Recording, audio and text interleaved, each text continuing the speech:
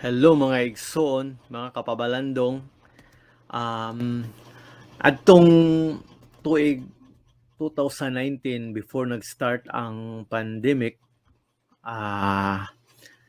nagbiyahe mi padulong sa Singapore para magbakasyon, no? O sulod sa pila lang ka adlaw.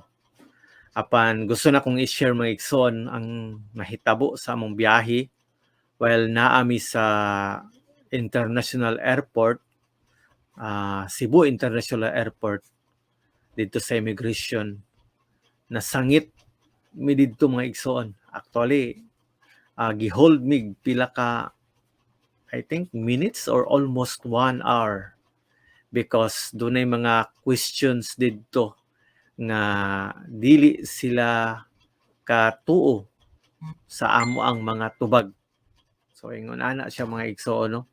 So daghan siyang mga pangutana, daghan ko gipakita nga para support nako nga mga details, pero kulang gid sila sa pagsalig sa pagtuo tungod kay di nila madawat ang usa ka tubag nako sa ilang pangutana nga para nila imposible.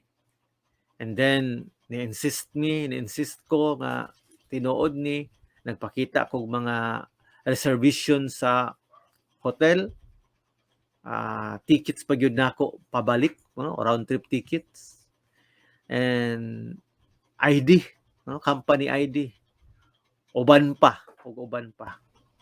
hangtod nga after siguro mga almost 1 hour ni sugot sila nga mo larga mi pero under monitoring. Sa among kabahin maramig na lain because grabe po, dili mo tuo nga nagsulti matag tinuod because niingon man sila nga namakak daw mi. Now nganong gi-share nako ni mga igsoon tungod sa ato ang pamalandong karon, no? From the book of Sirach, no? Kapitulo 2, versikulo 5, nag-ingon dinhi mga igsoon, no? Ang bulawan sulayon sa kalayo ug ang hiyas sa tao sulayon diha sa horno sa mga kaulawan. Igsoon, unsay pinakalisod nga imong nagian sa imong kinabuhi? Unsay pinakasakit nga nagian sa nimo sa imong kinabuhi?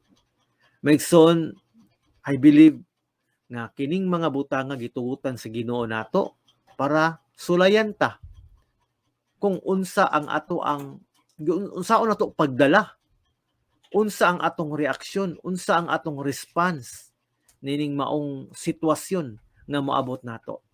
Now kay giingon nga ang bulawan sulayan man diha sa init sa kalayo, ang ato pud ang kinaiya o ang pagkatao nato sulayan diha sa actually giingon diri kaulawan, actually di lang jud kaulawan kundi sa nagkalain-lain nga mga pagsulay. Because mga igsoon, no, sagara ra ba nato kung moabot ang mga pagsulay, maabot sa time nga murag kanabang insultohon ka, pakaulawan ka, matandog na din atong garbo, diha mulutaw ang tinuod kung kinsa ta, no? Kay sa mga panahon nga wa matandog ang maong garbo, maayo kay ka.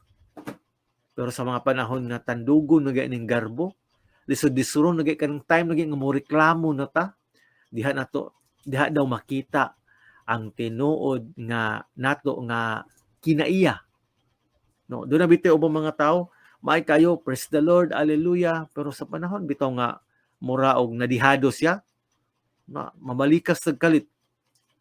So diha na makita kung unsa taga klase nga pagka-Kristiyano. Kung tinuod ba yun nga gibag-o ta ni Kristo, o di ba kanabang murag natulog lang ang maong garbo pero tandugo nimo gamay, tanduga gamay, di ba? Katilaw ka. So mura yung ana. Now ang nganong ingon ini siya mga igsoon ang akong gi-share tungod kay ang pagsunod nato ni Kristo dili tungod kay taguan nato ang atong dili maayo nga kinaiya, kundi bag-uhon, no? Gibag-o ta ni Kristo pinaagi sa Espiritu Santo. Nga unta kung moabot ang kalisdanan, bag-o na ta. Pero sa atong kasinatian, sa atong pagkatawhanon, I believe mo tingaling kinahanglan gyud tag i-test, kinahanglan gyud tag sulayan kung tinuod ba gyud nga nabag-o ta. Kung tinuod ba gyud nga Kristiyanos ta. Kung tinuod ba gyud nga nisunod ta. Nituo tang ni Kristo. Tinuod ba gyud nga si Kristo giila nato nga Ginoo. Maigsoon daghan pamaagi sa pagsulay. Usahay gani ang paagi ang mga tao sa imong palibot maura pa himuong instrumento para mosulay nimo. Like sa katong sa mga tao sa immigration. Usahay mura kag malain. Pero maigsoon no, naghimo lang sila sa ilang part, sa ilang trabaho, which is gusto nilang ipalutaw kung unsa gyud ang tinuod. Gusto nilang ipagawas kung tinuod ba gyud ang amo ang gitubag basin daig dili. So ingon ana gyapon dunay mga tao sa atong palibot, sa atong kinabuhi nga moabot igsuon higala himuong instrumento sa Ginoo para sulayan ta. Nabito tingala ka, unsa ni kauban ako sa trabaho, murag nasuya ni sa kuha, murag himuan kog isyu. Kaya na soon posible nga gisulayan ka. Unsa kataas ang imong pasensya. Gisulayan ka kung unsaon nimo pag-approach, pag-handle ingon ana nga sitwasyon. So, daghang mga pamaagi, no? Daghang mga pamaagi. But I believe pwedeng tao, pwedeng sitwasyon, pwedeng usa ka butang nga moabot sa imong kinabuhi para mosulay, mo test nimo kung tinuod ba, kung unsa na kakaklase nga pagka-Kristiyano, kung unsa ta nga klase nga pagkatao. Maigsoon, my name is Brother Alex Lim. Daghang kay pagsalamat sa pagsunod sa akong video.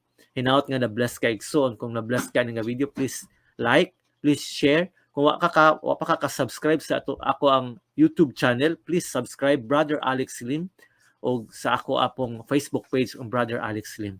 Igsoon, hinaot unta nga padayon ta sa atong pagpaningkamot sa pagsunod sa tinuoray na kinaiya o pagtulun-an ni Kristo. God bless you, brothers and sisters in Christ.